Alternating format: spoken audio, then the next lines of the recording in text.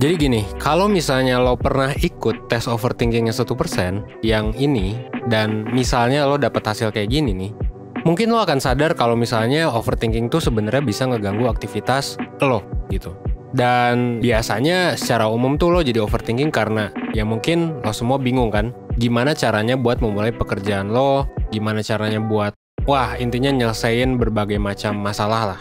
Yang kadang mau dikerjain, mau diselesain juga bingung gimana mulainya. Yang kalau dibiarin kadang-kadang deadline-nya bisa aja kelewatan.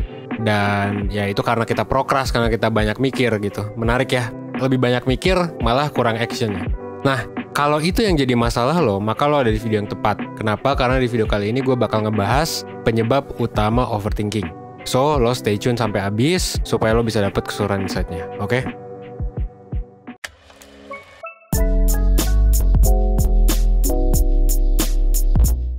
Nah, salah satu penyebab utama kenapa kita itu susah produktif, itu sebenarnya bisa aja datang dari satu penyebab ini, gitu, dari satu konsep ini. Namanya adalah task paralysis ya. Singkatnya, task paralysis ini adalah perasaan terjebak di tempat yang nggak pasti atau nggak yakin mulai ngerjainnya dari mana. Nah ini akhirnya bikin lo jadi susah mikir secara jernih dan kebingungan. Kenapa? Karena apa yang mau lo capai kayaknya susah gitu buat dikerjain. Akhirnya lo terjebak di lingkaran overthinking atau bahkan lo nunda, prokras gitu, ngerjain tugas lo sampai menit-menit terakhir. Nah alasan kenapa task paralysis ini bisa terbentuk sebenarnya itu ada berbagai macam dan lo bisa pelajari di webinar ini yang bakal datang gitu ya. Tapi sebenarnya ada 3 alasan umum kenapa ini bisa terjadi. Pertama, daftar pekerjaan yang mau kerjain itu panjang banget. Jadi to-do listnya tuh listnya panjang banget dan ini bikin lo overwhelm. Lo jadi kebanyakan gitu. Jadi saking panjangnya lo bingung gimana cara mulainya.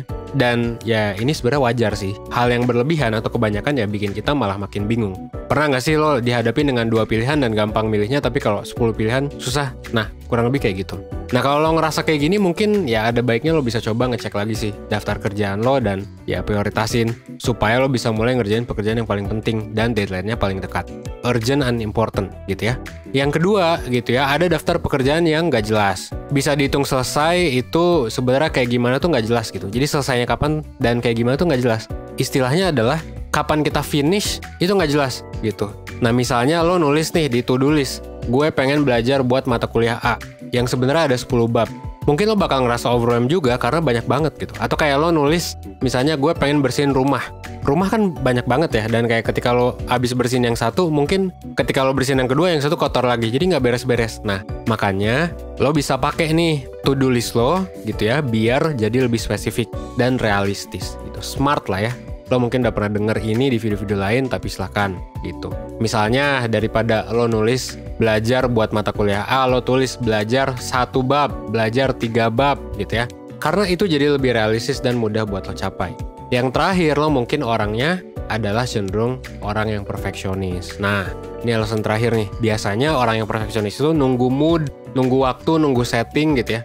Padahal sebenarnya yang namanya mood gak bisa dikontrol. Yang namanya waktu, ya gak ada waktu yang tepat sebenarnya. Kapan sih waktu yang tepat buat ngerjain sesuatu? Ya secepatnya gitu. Atau setting yang tepat, setting juga kadang gak bisa dikontrol kan. Nah makanya, karena gak ada waktu yang paling tepat buat ngerjain sesuatu, ya kita gak bakal mulai ngerjain. Dan that's why itulah alasan kenapa lo mungkin prokrastinasi atau nunda-nunda.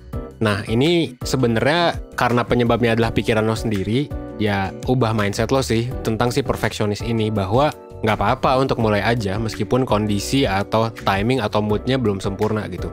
Pelan-pelan aja dulu gitu kan. Dan nggak apa-apa kalaupun nggak perfect, nggak harus langsung selesai juga gitu. Nah, task paralysis ini sebenarnya wajar banget ya buat dialami dan sifatnya juga sebenarnya sementara. Salah satu caranya ya yang tadi ya gitu. Beberapa caranya yang tadi udah gue sebutin, dan ya salah satu caranya lagi adalah lo bisa mulai coba identifikasi kenapa lo ngerasa ya nggak bisa ngerjain sesuatu gitu. Dan tadi kan gue udah nyinggung dikit nih tentang bikin list prioritas. Kalau misalnya lo udah nyoba nih yang tadi, berbagai macam solusi tadi tentang to-do list dan nggak efektif, jangan-jangan ada masalah lain. Nah makanya gue di sini ngajak lo buat ikut webinar 1% yang bakal ngomongin soal manajemen waktu gitu, supaya lo bisa lebih produktif. Selain lo bisa dapat penjelasan gitu ya, materi, PPT dan lain sebagainya, lo juga bisa nemu berbagai macam solusi yang ditawarin dan bisa lo coba. Dan di sini juga ada psikotes, ada worksheet ya, silahkan dipakai aja psikotes dan worksheet dari webinarnya. Webinar ini bakal dilaksanain di tanggal 16 Oktober 2021 dan lo bisa langsung beli dengan klik link di description box. Silahkan diklik aja. Tapi kalau ketinggalan gimana? Ya nggak usah khawatir karena ya kita bakal ada webinar-webinar lain dengan topik menarik. Tapi kalau misalnya lo pengennya topik ini ya silahkan segera daftar. Takutnya kehabisan atau kelewat gitu ya. Akhir kata banyak banget alasan sebenarnya kenapa kita susah buat mulai sesuatu. Tapi ya solusi mulanya adalah mulai pelan-pelan aja dulu sih gitu. Dan cari tahu alasannya kenapa. Tenang aja kalau misalnya lo mengalami task paralysis ini wajar, yang penting diselesain secepatnya. Dan kalau butuh bantuan ya silahkan ikut webinar 1%. Oke? Well, akhir kata gue Evan dari 1%. Seperti biasa, gue tunggu lo di webinar 1%. Oke? Thanks.